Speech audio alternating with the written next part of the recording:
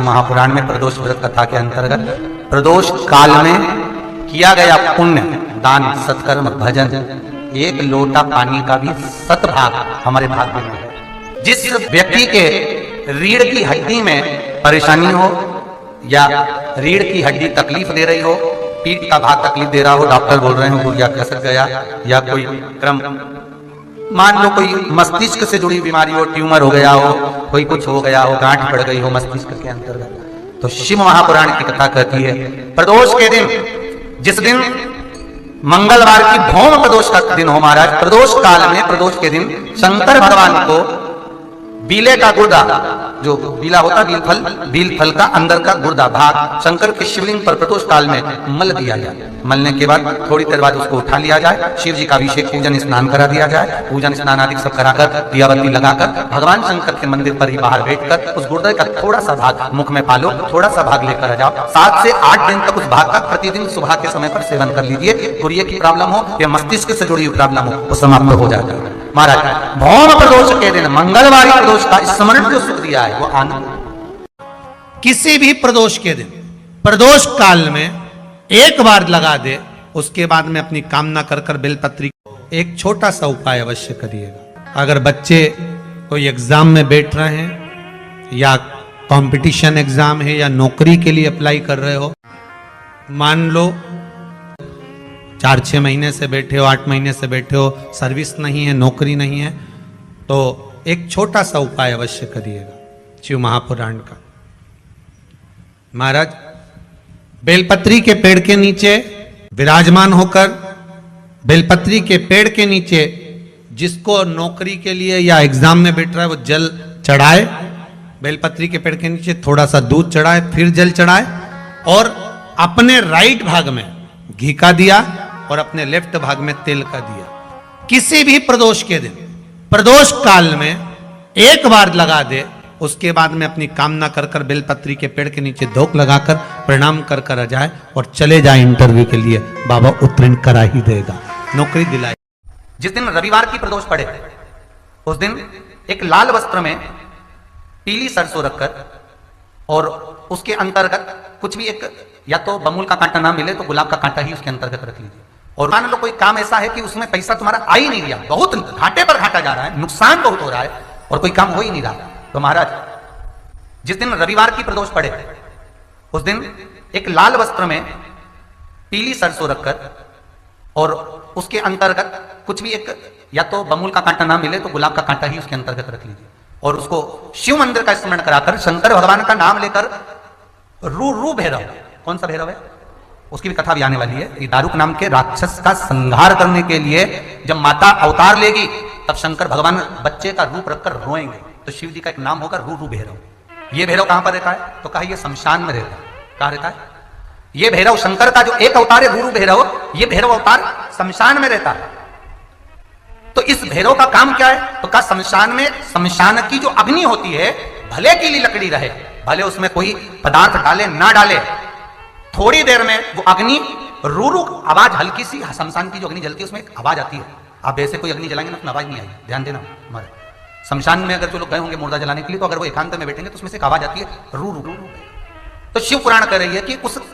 सरसों को, कांटे को रू भैरव का नाम लेकर जिस व्यापार जो नहीं चल रहा है, दुकान जो नहीं चल रही है, उस दुकान के सामने, उस व्यापार के सम्मुख में उसको जला दिया जाता है। ये करा जाता है रवि प्रदोष के दिन महाराज। कौन से प्रदोष? रवि प्रदोष के, जो सुख का भान कराती है, व्यापार की उन्नति के लिए, समृद्धि के लिए, लक्ष्मी के लिए इसका प्रयोग किया जाता है। तो यहां पर दारुक नाम का जो असुर है, दारुक नाम का जो राक्षस है, उसका एक ही कहना है कि मैं मरूं, मना नहीं है ब्रह्मदेव पर, वो मरने का। नंदी का एक पांव जो ऊपर होता है, आप लोग दर्शन करे होंगे शंकर जी के मंदिर में नंदी के,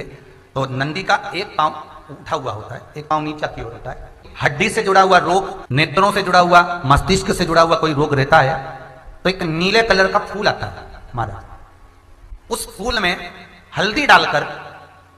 गुरुवार का प्रदोष पड़ने पर जो नंदी के पांव के पास समर्पित कर देता है महाराज, उसका रोग धीरे धीरे समाप्त होने लगता है।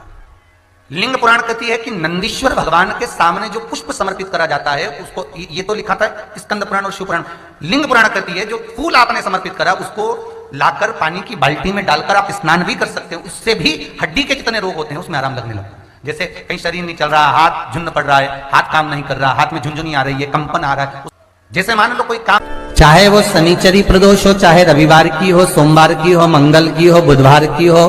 गुरुवार की हो, शुक्रवार की हो, शनिवार की हो, कोई भी वार की हो, प्रदोष काल में शाम का समय सूर्य डूब रहा हो, बस डूबा ही हो, और उस समय पर केवल 3 दिन ऐसे रहेंगे, 3 बार ऐसे रहेंगे, 3 तिथियां ऐसी रहेंगी, 3 समय ऐसा रहेगा जिस समय पर तेरे द्वारा निर्मित शूल को भी शिव धारण करेगा और जगत का कल्याण करेगा।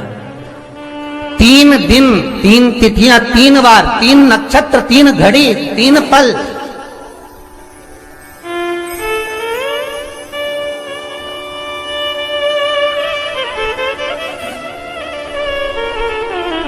जिसमें बाबा शूल भी धारण करते हैं, और शूल अकेले धारण नहीं करते महाराज, जो धतूरा होता है ना, दर्शन करें धतूरे के, कांटे कांटे सा होता है धतूरा, तो वो धतूरे के साथ में बाबा शूल धारण करते हैं, बेलपत्री के शूल को। ये बहुत बहुत आनंदमय कथा है महाराज जी, जिसके जीवन में हमेशा कांटे ही मिले हैं। बेटी बड़ी हुई तो घर में मायके में दुख देखा, और मायके से गई ससुराल में तो ससुराल में दुख देखा, ससुराल में भी दुख देखने के बाद में भी पति को बहुत कुछ काम खुलवाया, बहुत धंधे खुलवाए, नौकरी लगवाई, पर वो पति बार बार छोड़ कर आ गया, बार बार तकलीफ भोग रहा है, बार बार कष्ट भोग रहा है। फिर थोड़े दिन काम करता है, थोड़े दिन छूट जाता है, फिर व्यापार में बढ़ता है, फिर छूट जाता है, फिर कोई दुकान खुलवाई, थोड़े दिन अच्छी चली, फिर वापस वहीं घर पर आकर बैठ गया, अर्थात उसके जीवन में वो शूलता चल रही है। तो बाबा देवाधिदेव महादेव कहते हैं, ये 3 घड़ी, 3 पल, 3 नक्षत्र, 3 समय, 3 दिन में जो शूल मुझे समर्पित करता है, उसके जीवन से मैं शूल हटा देता हूं। वो 3 दिन लिखे स्कंद पुराण।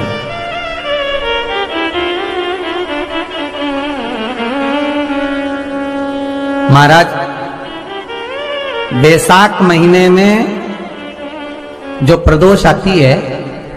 बैसाख के महीने में बहुत ध्यान से सुनना भाई, जो अपनी जिंदगी से बहुत तंग आ गए हो, परेशान हो गए हो, कष्टमय जीवन जी रहे हो, बहुत दुखी हो गए हो, उनके लिए ये स्कंद पुराण का चरित्र फिर मिले ना मिले, आप प्रेम से सुन लो भाव से।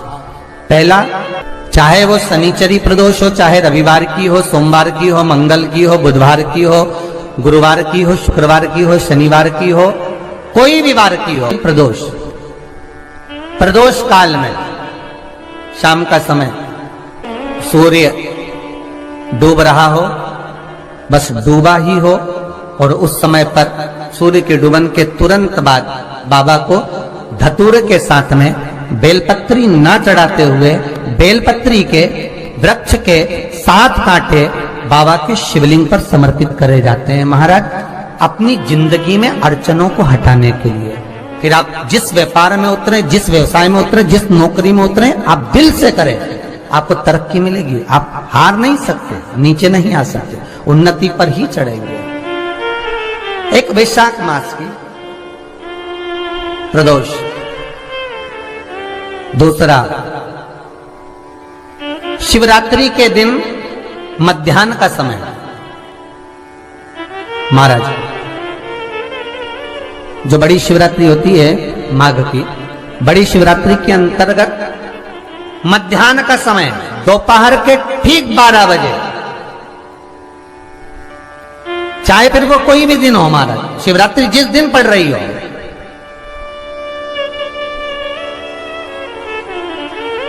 उस दिन भी धतूरे के साथ बाबा को 7 कांटे